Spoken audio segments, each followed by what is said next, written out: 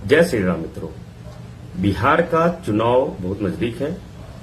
चुनावी माहौल गर्माता जा रहा है और इसी चुनावी गर्म माहौल में आज दोपहर से बिहार का सबसे बड़ा पारिवारिक राजनीतिक परिवार चर्चा में है।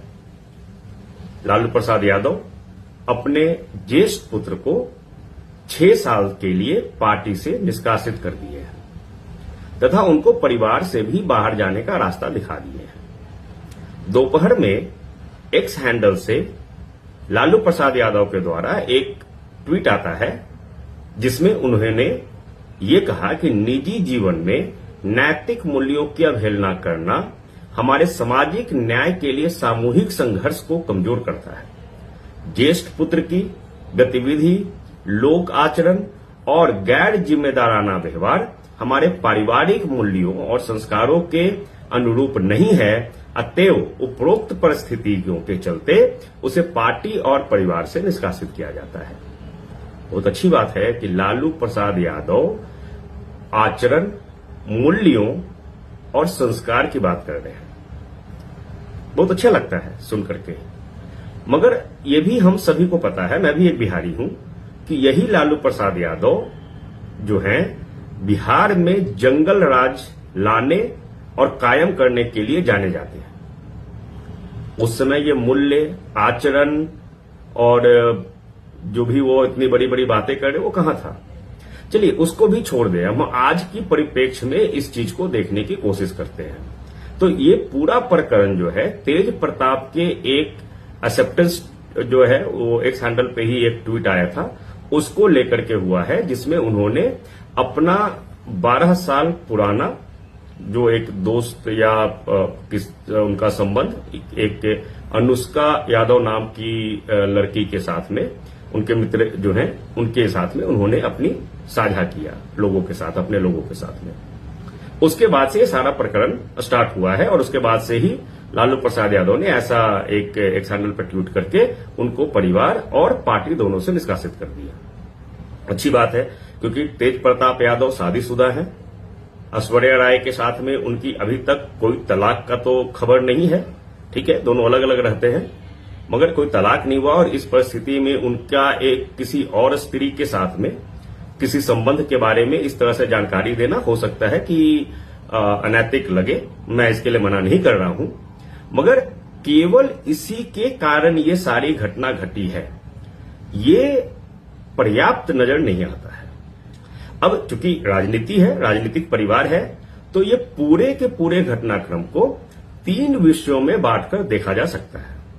पहला विषय है जो नैतिक मूल्यों का या फिर संस्कार की बात लालू प्रसाद यादव कर रहे हैं। दूसरा है जातिगत समीकरण चुनाव के माहौल में, और तीसरा है कि कहीं ये परिवार का आंतरिक कलह तो नहीं है, भाई भाई के बीच में मतभेद तो नहीं है, इसको भी देखने की जरूरत है। तो चलिए शुरू करते हैं पहले विषय से कि लालू प्रसाद यादव ने तेज प्रताप यादव को मूल्यों, नैतिकता और संस्कार के किसी तरह से कमी को देखते हुए में उनको पार्टी और परिवार से निकाला। मगर ये बात कहां से स्टार्ट होती है, जहां पर वो अपना एक 12 साल पुराना अपने एक रिश्ते के बारे में सभी को अपने बारे में ये न्यूज को साझा करते हैं। अब ये तो हमें और आपको भी पता है कि तेज प्रताप यादव का शादी हुआ था ऐश्वर्या राय जी से। ऐश्वर्या राय जी को घर से निकाल दिया गया। ये तो पूरी प्रकरण रोड की है, जहां पर ऐश्वर्या राय रोते हुए घर से निकली थी। भाई न्यूज पे मिल जाएगा आपको, कई जगहों पे मिल जाएगा आपको। और कई तरह का उन्होंने राबड़ी देवी और मीसा भारती के ऊपर में प्रताड़ना का आरोप लगाया था। आपके घर की बहू रोड पर आकर के और इस तरह से अपने ऊपर प्रताड़ना का आरोप राबड़ी देवी जो मुख्यमंत्री रह चुकी हैं बिहार की और सांसद आपकी बेटी के ऊपर में आरोप लगाते हैं। ये दोनों सरकार के प्रतिष्ठित पद पे बैठे हुए हैं या बैठे हुए लोग हैं, उनके ऊपर आरोप लगता है। उस समय नैतिकता कहां ही नहीं जागती है आपकी। क्यों उस समय पे जो आप आज तेज प्रताप यादव को आज आपकी नैतिकता के मूल्य, आपके अंदर नैतिकता जाग गई या फिर संस्कार की याद आने लगी, एक स्त्री के ऊपर में, आपके ही घर के स्त्रियों को ऊपर में उसको प्रताड़ित करने का आरोप लगता है, वो स्त्री खुद लगाती है। उस समय आपके अंदर ये संस्कार के कोई ये नहीं आया, उस समय पे आपको नैतिकता नजर नहीं आई। तो सबसे पहले अगर आप उस समय ही मीसा भारती को, राबड़ी देवी को पार्टी से निष्कासित कर देते या परिवार से निष्कासित कर देते, ठीक है, पत्नी को परिवार से क्या निष्कासित करते, वो तो मां ही थी, बेटी को निष्कासित कर दिए होते तब भी समझ आता। मैं उस समय तो ऐसा कोई घटना नहीं घटा। तो आज ये नैतिकता कैसे घटती है, आज नैतिकता कैसे जागती है, जबकि दोनों सेपरेट रहते हैं। ऐश्वर्या राय अलग रहती हैं, तेज प्रताप अलग रहते हैं। अच्छा, इसको अगर दूसरे प्रकरण को देखें, जो ये 12 साल की बात हो रही है, क्योंकि शादी के पहले की बात हो रही है, चलिए इसको भी हम मान लेते हैं कि ये भी एक हो सकता है नैतिक मूल्यों का आधार बन सकता है। क्या परिवार को इसके बारे में नहीं पता था? भाई तेज प्रताप एक मुखर राजनेता है और एक मुखर व्यक्ति है, इसमें कोई दो राय नहीं है। जितना हम भी उनका, भाई कोई ऐसा उनसे पर्सनल रिलेशन तो नहीं है, मगर जितना उनका हमने भी सोशल मीडिया पे जो भी कुछ देखा है, हमको यही महसूस होता है कि वो अंदर नहीं रखते, जो भी है बोलते हैं। तो क्या वो परिवार के बीच में इसके बारे में विषय में चर्चा नहीं किए थे? क्या जो शादी हुई थी वो केवल राजनीतिक फायदे के लिए शादी इनकी जबरदस्ती करवाई गई थी?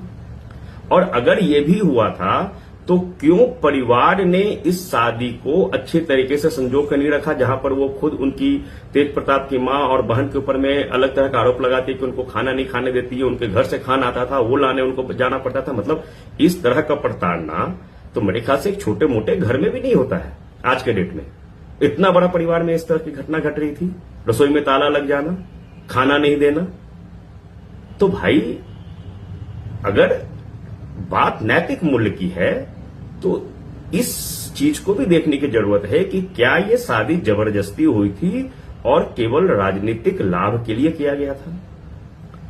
तो यहां पर भी सही में जो कारण से लालू प्रसाद यादव ये बोलते हैं कि तेज प्रताप को हमने इन कारणों से निष्कासित किया, वो हजम होने से थोड़ा बाहर नहीं होता है।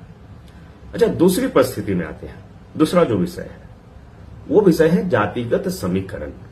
तो जातिगत समीकरण, क्योंकि बिहार है, बिहार में जातिगत समीकरण देखना बहुत जरूरी पड़ता है। अब इस विषय में अगर हम देखें तो तेज प्रताप यादव की जो पहली पत्नी है, या पहली पत्नी बोलना गलत है क्योंकि वही पत्नी है, ऐश्वर्या राय जी, वो भी यादव परिवार से ही आती है। उनका भी परिवार का राजनीतिक बैकग्राउंड है। और अभी भी जो अनुष्का यादव है वो भी यादव परिवार से ही आ रही है। एग्जैक्टली नहीं बोल सकते, मगर हाँ यादव तो लगा हुआ है, तो हमको ऐसा महसूस हो रहा है कि वो भी यादव परिवार से ही आती है। तो जातिगत समीकरण में यहां पे कहीं पर भी कमी नजर नहीं आती है।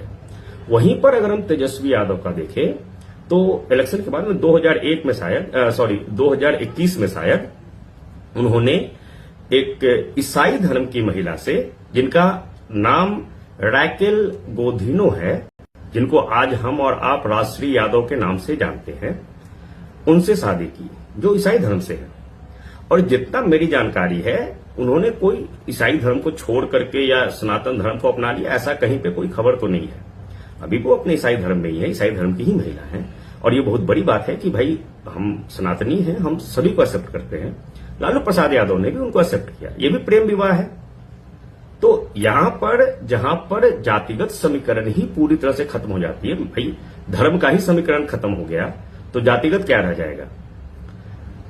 केवल राजश्री यादव नाम रख देने से आप जनता को ये नहीं समझा पाएंगे कि नहीं ये यादव समाज से है।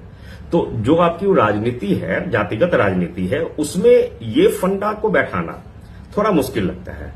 मगर यहां पर जहां पे तेज प्रताप के केस में दोनों ही तरफ यादव ही है, अगर एक के साथ अत्याचार हो रहा है वो भी यादव है, तो दूसरा जो आज तेज प्रताप के साथ आगे का जीवन बिताने का बात हो रहा हो या जो भी उनके साथ संबंध की बात हो रहा है वो भी यादव समाज से है। तो यहां पे जातिगत समीकरण में तेजस्वी यादव कमजोर नजर आते हैं, तेज प्रताप कमजोर नजर नहीं आते हैं किसी भी स्थिति में। तो इस कारण से, और हो सकता है भाई पिछला इलेक्शन 2020 में हुआ था जब तेजस्वी यादव शादीशुदा नहीं थे, 2021 में उन्होंने एक ईसाई महिला से शादी की। हो सकता है कि इस बार ये भी एक मुद्दा बन जाए। बिहार में जब जाति मुद्दा बन जाता है तो धर्म कोई छोटी बात तो है नहीं, ये भी मुद्दा बन सकता है। तो अगर हम जातिगत समीकरण की बात करें तो यहां तो तेजस्वी यादव कमजोर नजर आते हैं और तेज प्रताप यादव अधिक नजर आते हैं। अब हम आते हैं परिवार के अंदर में। पारिवारिक कलह का तो कारण नहीं है। राष्ट्रीय जनता दल पारिवारिक पार्टी है जो लालू यादव ने के द्वारा ही संचालित होती है। लालू यादव के आगे पीछे खत्म हो जाती है, उनके परिवार के आगे पीछे खत्म हो जाती है। अब राष्ट्रीय जनता दल का अध्यक्ष जो लालू प्रसाद यादव है, उनके दो पुत्र हुए, तेज प्रताप यादव और तेजस्वी यादव। तेज प्रताप बड़े पुत्र हैं, तेजस्वी यादव छोटे पुत्र हैं। अगर हम पारिवारिक धरोहर की भी बात करें कि किस तरीके से परिवार अपना धरोहर है वो आगे बढ़ाता है, तो ज्येष्ठ पुत्र के द्वारा होता है। तो उस हिसाब से भी तेज प्रताप यादव आगे जाकर सीएम कैंडिडेट के या फिर लालू यादव के बाद आरजेडी के अध्यक्ष के रूप में अधिक बड़े दावेदार हैं, बशर्ते तेजस्वी यादव को, क्योंकि पारिवारिक है। पारिवारिक में ऐसा ही होता है, ज्येष्ठ पुत्र जो होता है वो उत्तराधिकारी होता है।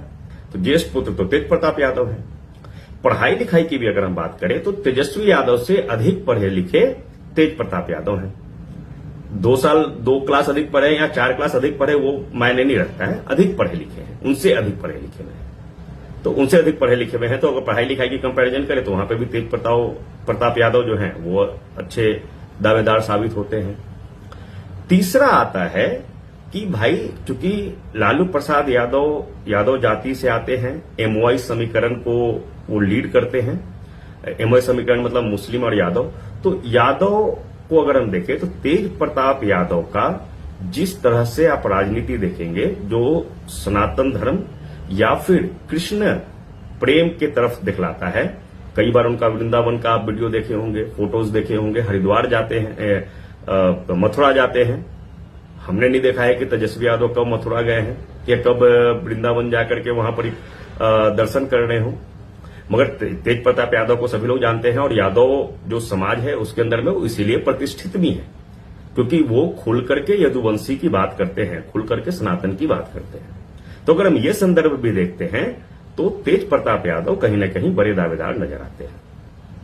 अब बात करते हैं, अक्टूबर में एक पीओडी आया था जिसमें तेज प्रताप यादव से पूछा गया था कि क्या हम ऐसा सोच सकते हैं कि हम एक भावी मुख्यमंत्री के साथ बैठ के बात कर रहे हैं, जिसमें तेज प्रताप बोले कि इसको नकारा नहीं जा सकता है क्योंकि आगे जाकर परिस्थितियां कुछ भी हो सकती हैं। तो हां, हो सकता है कि मैं भी मुख्यमंत्री बनूं। या फिर कई बार उन्होंने ये बताने की कोशिश किया है कि मैं कृष्ण हूं और तेजस्वी यादव जो हैं वो अर्जुन है, यानी कि कर्ता धर्ता जो भी है वो मैं हूं। तो वर्चस्व की लड़ाई तो कहीं नहीं है, ये भी हो सकता है क्योंकि हो सकता है तेजस्वी यादव को लगता है कि भाई अब पूरी जो वर्चस्व है वो मेरी है, जबकि ज्येष्ठ भाई हमारा जो है वो कहीं ना कहीं वर्चस्व के लड़ाई में कूद सकता है।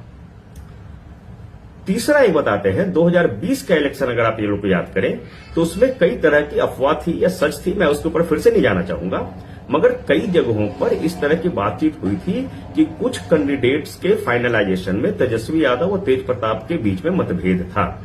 और कई जगहों पे ये भी बात हुई थी, मैंने हमको याद है, जैसा कि जहानाबाद का भी कोई क्षेत्र था जिसके लिए ये भी बात हुई थी कि आरजेडी का जो खड़ा हुआ था और एक प्रतिद्वंदी जो निर्दलीय खड़ा हुआ था, वो निर्दलीय तेज प्रताप यादव का अच्छा संबंध क्या है और तेज प्रताप यादव ने उसको खड़ा कर दिया है। अब कितना सच कितना झूठ मुझे नहीं पता, क्योंकि मैं कोई राजनीतिक पत्रकार नहीं हूं। मैं जो न्यूज में सुना हूं उसके हिसाब से ही मैं अपना एक आकलन कर रहा हूं कि क्या हो सकता है। तो अगर इस तरह का मतभेद था, आगे भी इलेक्शन आने वाला है, उस तरह से ही कैंडिडेट का कुछ ना कुछ तो बात हो रहा होगा, उसमें भी तेजस्वी यादव को लगा होगा कि हर जगह पर तेज प्रताप का हस्तक्षेप हो रहा है, क्योंकि लालू प्रसाद यादव तो बीमार चल रहे हैं, इसीलिए वो बाहर है, नहीं तो जेल में होने चाहिए थे। हेल्थ ग्राउंड पे ही वो बाहर है। तो वो कितना सक्रिय है इन सभी डिसीजंस में, या जो ट्वीट आ रहा है वो एक्चुअली लालू यादव के द्वारा है, या हो सकता है दबाव पुत्र मुंह में, छोटे पुत्र के मुंह में या दबाव में हो रहा है। भाई हम लोग मुलायम सिंह और ये का यादव, एक यादव परिवार का जो है यूपी में देख चुके हैं कैसे हुआ है, क्या हुआ है। तो भाई उसको भी नकारा नहीं जा सकता है। वो सारे जो होने को कुछ भी हो सकता है, तो उन सभी चीजों को भी नकारा नहीं जा सकता है कि ऐसा भी हो सकता है कि भाई अब दबाव हो कि भाई सारा का सारा जो है अब कंट्रोल मेरे हाथ में आना चाहिए और